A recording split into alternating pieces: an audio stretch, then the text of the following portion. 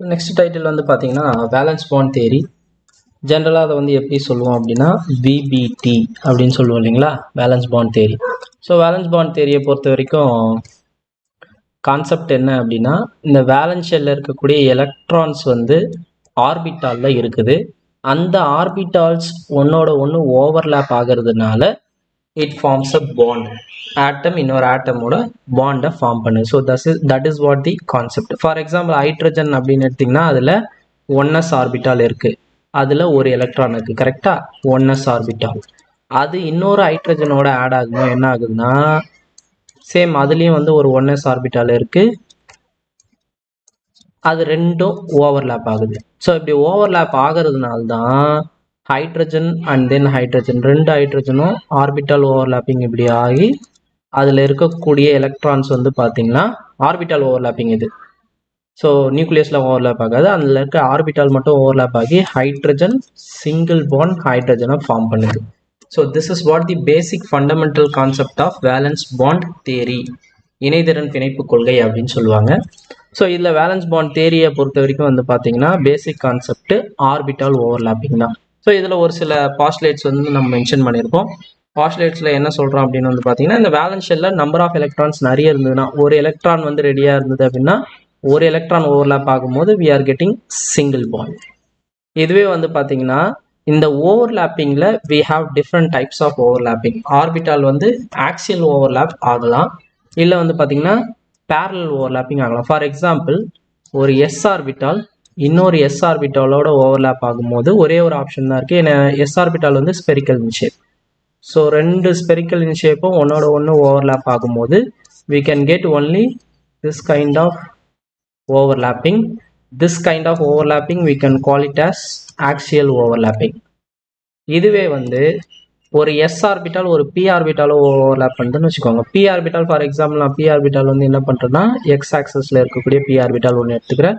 இது கூட ஒரு எஸ் ஆர்பிட்டால் ஓவர்லேப் ஆகுது அப்படின்னா பிஎக்ஸ் கூட, அதில் வந்து எந்த மாதிரியான ஒரு ரிசல்ட் வரும் அப்படின்னு வந்து பார்த்தீங்கன்னா, ஸோ மொத்தமாக இந்த மாதிரி இப்படி வந்துட்டு லைக் திஸ்.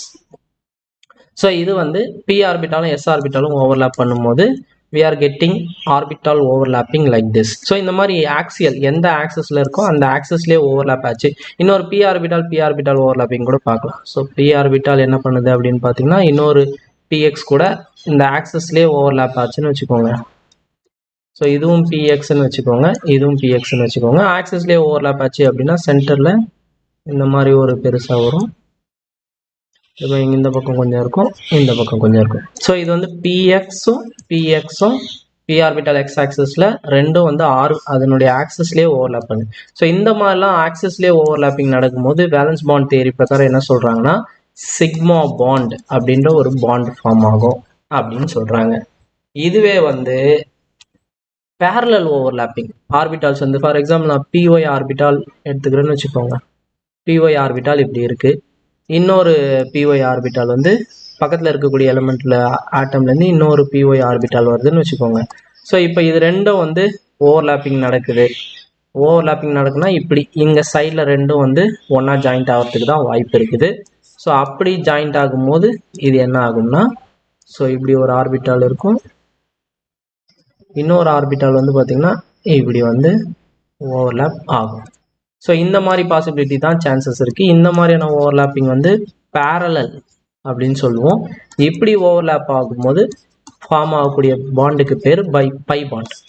ஸோ ஆல்ரெடி சொன்னாமல் சிங்கிள் பாண்டு தான் சிக்மா பாண்டுன்னு சொல்லுவோம். டபுள் பாண்டு தான் இதில் ஃபஸ்ட்டு பாண்ட் வந்து சிக்மா, இந்த ரெண்டாவது bond representation by.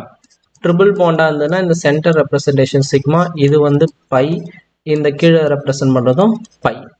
So sigma bond வந்து மேக்ஸிமம் இந்த ஆக்சியல் ஓவர்லேப்பிங், மேக்ஸிமம் எக்ஸ் ஆக்சிஸில் ஓவர்லேப்பிங்னு வச்சுக்கோங்க. பை பாண்ட் வந்து ஒய் ஆக்சிஸில் ஓவர்லேப்பிங் ஆகலாம், Y as well as Z ரெண்டு ஆக்சிஸ்லேயும் ஓவர்லேப் ஆகலாம். So due to that we are getting multiple bonds. இதுதான் வந்து வேலன்ஸ் பாண்ட் தியரியில் multiple bonds double bond triple bond வரதுக்கான ரீசன்ஸ் அப்படின்னு சொல்லியிருக்காங்க. அதே சமயம் இந்த பேர்டு எலக்ட்ரான் பேர் இருக்கு இல்லையா, இதெல்லாம் வந்து பார்த்திங்கன்னா இந்த ஓவர்லேப்பிங்கில் இன்வால்வ் ஆகாது, இது வந்து இந்த பாண்ட் ஃபார்மேஷனில் இன்வால்வ் ஆகாது அப்படின்ற ஒரு பாயிண்ட்டை ரெப்ரசன்ட் பண்ணியிருப்பாங்க. அடுத்து பை பாண்டு வந்து sigma bond parallel overlapping, atomic orbital இல்லைனா ஆக்சியல் ஓவர்லாப்பிங் மூலமாக சிக்மா பாண்ட் ஃபார்ம் ஆகுது. பை பாண்டை பொறுத்த வரைக்கும் side wise overlapping or parallel overlapping அப்படின்னு சொல்லுவாங்க. சிக்மா வந்து ஆக்சியல் ஓவர்லாப்பிங், ஆக்சிஸ்லேயே ஓவர்லாப் ஆகும். இது வந்து பேரலலாக ஆர் சைடு வைஸ் ரெண்டும் பக்கத்தில் வந்து நின்று ஓவர்லாப் ஆகிறது வந்து பார்த்திங்கன்னா பை பாண்டை ஃபார்ம் பண்ணும். ஸோ இது வந்து பேசிக்கலாக இருக்கக்கூடிய பாஸ்லேட்ஸில் இருக்கக்கூடிய இம்பார்ட்டண்ட்டான பாயிண்ட்ஸ். இங்கே தான் இந்த ஹைப்ரிடைசேஷன் அப்படின்ற ஒரு கான்செப்ட் வந்து